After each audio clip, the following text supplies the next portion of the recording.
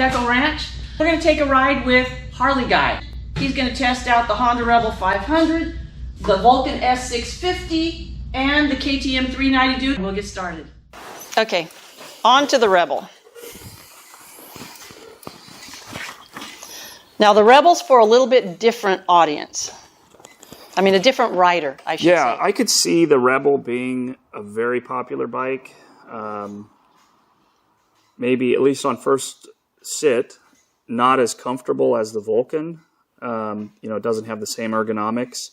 It's, as I said before, it's a little tighter for me where those pegs are. Is this lowered or is this a standard height? No, this is standard. Okay. But it's a standard 27.2 seat. The Vulcan S is a 27.8. Yeah, but the Cafe Racer styles right now are pretty popular.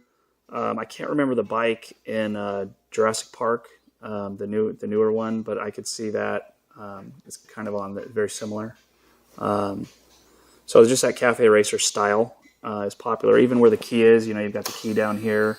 Maybe someone out there knows what bike was used in Jurassic Park. Instead of on the top. I'm sure you could just Google it. But is your Harley off to the right? Harley's up top as well. Really? Yeah. There were some that I looked at yesterday, and the key was off to the right side. Yeah. Yeah, it's kind of a neat bike and look to it. Like I said, just looks alone, the Rebel would be my pick of all the bikes, and I think it's a really clean looking ride. So, and it's a comfortable cruiser. I just think the location of the pegs for me, and again, I'm 5'11", but I'm 2/3 legs. The pegs feel a little high, and so I feel like my knees are kind of a little higher than what I would like them to be, and so probably not something that I would want for long 500-mile rides. But probably for around town, it would be a great bike. And like the feel of it, like the size, like the look. The display just does not pop. No, the backlighting on the display is not great. That would be a complaint. I like that it shows the gears. That was my complaint about the 2016 Kawasaki Vulcan, is that it does not show the gears. So you've got to count, which I'm used to because I have an older Harley Heritage Softail. But I would say for this bike in this class, I would like to see a transition to a better digital display. So and that display you're seeing is an upgrade. In the 2019 and prior, you just had a little rectangle right across there. You didn't have any of that. It was just that. Yeah, I mean, gosh, if you're going to upgrade it, why wouldn't you go like the KTM Duke and go full color digital screen? Oh, the Duke's got a beautiful display. That's just, to me, if you're gonna upgrade to the digital display with today's technology, why would you still have the analog look like you have here? But that may just be my preference. So, shall we crank her? Fire it up.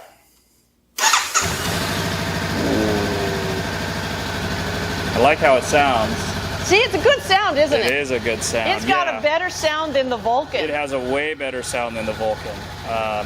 It's got a nice little rumble to it. Meaty, solid. The Vulcan's a little more hollow. Not too rumbly. It's not, I don't feel like I'm shaking at all. I'm not getting a massage like I get on my Harley Softail. But it sounds really nice. It sounds like it looks, which is really nice. So I'm looking forward to riding it. Okay.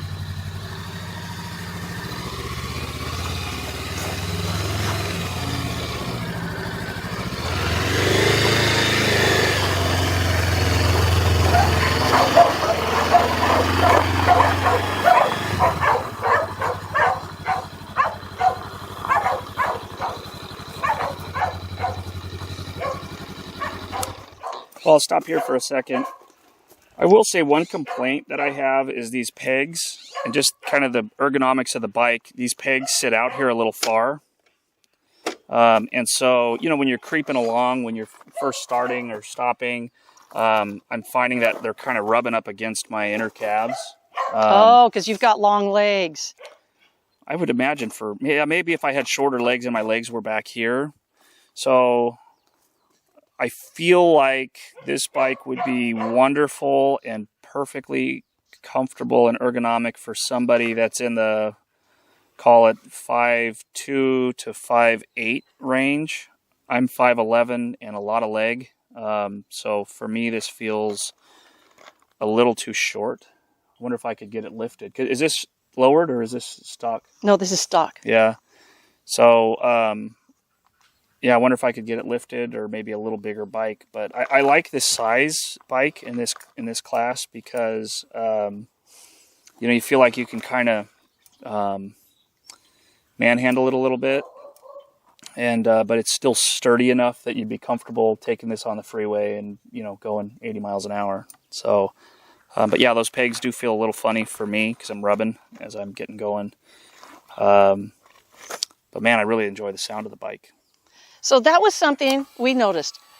In the comparison, the sound of this Honda Rebel 500 it's significantly better than the Vulcan. It's got a nice sound to it. It does have a really nice sound. Just stock. Yeah, I like the look, and it sounds like it looks, which is really clean and sturdy. So, shall I ride? Let's ride.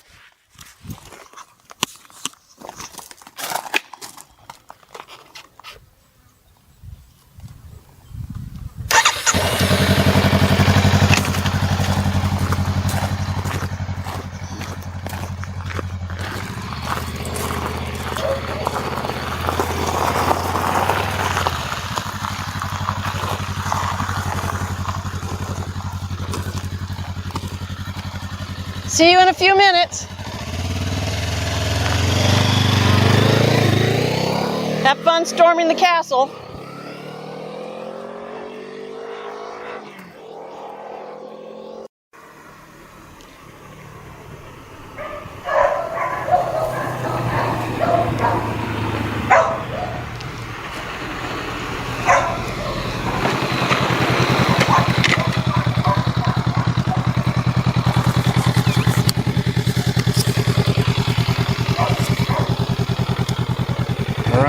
Finished. Okay. Just finished a ride on the Honda Rebel 500. You want to shut it off? Yeah, so just finished a first ride on the Honda Rebel 500, and my initial reactions to it are it's got a lot of pickup. I mean, a lot of power at low RPMs even. So, I mean, just even first gear, second gear, every single one. Low RPMs, you crank that throttle a little bit and it goes. It kind of has that cafe racer feel to it, but a little meatier and more powerful. I could see why this is a really popular bike.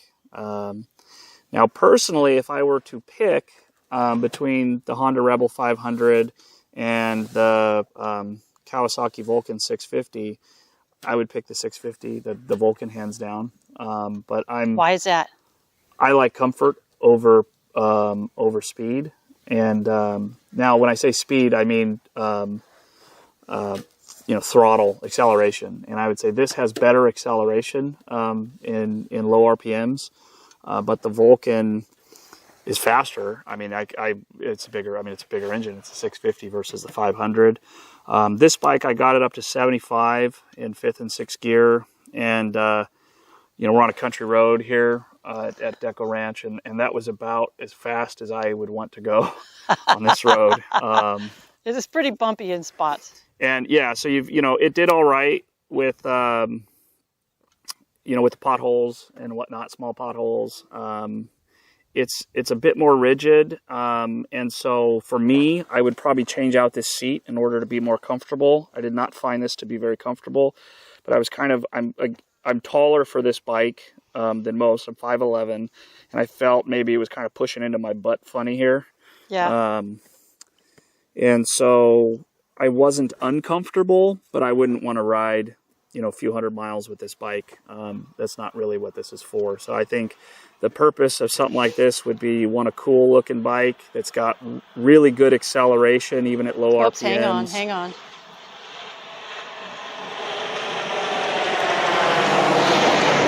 Oh my God, that was loud. Okay.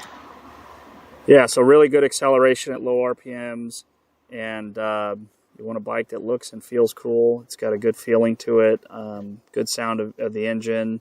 It's well put together. I mean, all in all, it's a really nice bike. I could see why it's so popular, and that the low end RPM acceleration is great, and you don't lose it as you get up in the RPMs either. I mean, it's just has really good acceleration throughout all the RPMs. I will have a complaint on the gauge here in that it does not show you the RPMs. So, No, there's no tack on it. yeah, so that's, I like to see that, and because I like to kind of get a feel for where I'm at, and, you know, and how it's performing. So whereas the Kawasaki Vulcan 650 that I rode before this, at least the 2016, does not show the gears, so you're counting gears. This one, the Honda Rebel 500, does not show the RPM gauge. And yeah, so tack would be nice. that would. I mean, that's really it. I think... Did you notice the smoothness on shifting? Shifting was very smooth. Yeah, acceleration was excellent. Very smooth. Everything's smooth. Yeah, acceleration was the best of all the bikes. Gear shifting was the best of all the bikes. And it was overall a really good ride, exciting ride, I would say. So for somebody that wants to just go on a ride and have some fun, you know, ride maybe under 50 miles or something like that, I think this would be a great bike to enjoy for an enthusiast.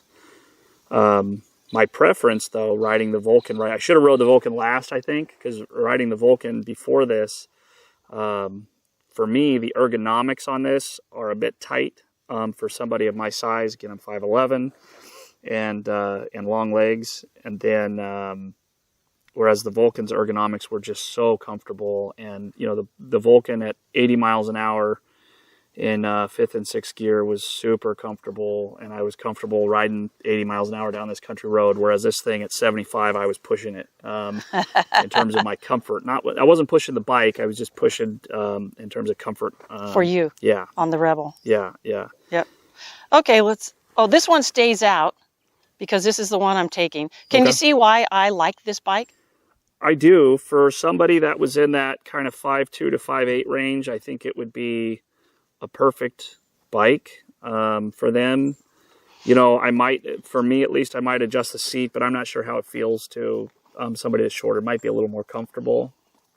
Again, for my preference and for my size, I don't care for where the pegs are at. It's too tight while riding, and I'm clicking up against them even while I'm moving the bike and standing. Because you've got longer legs. Or getting started or starting and stopping.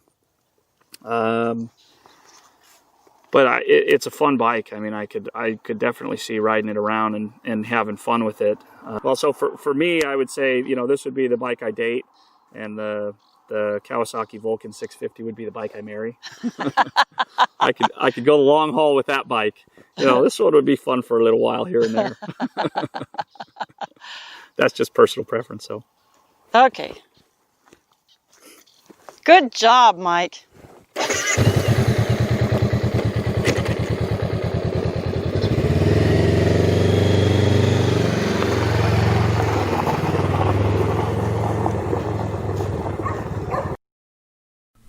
Thank you for watching the Harley Guy Mike series. Next up in episode 7, the Honda Rebel 500 revs next to the Harley Davidson Heritage Softail. Until then, ride safe and keep your horses moving.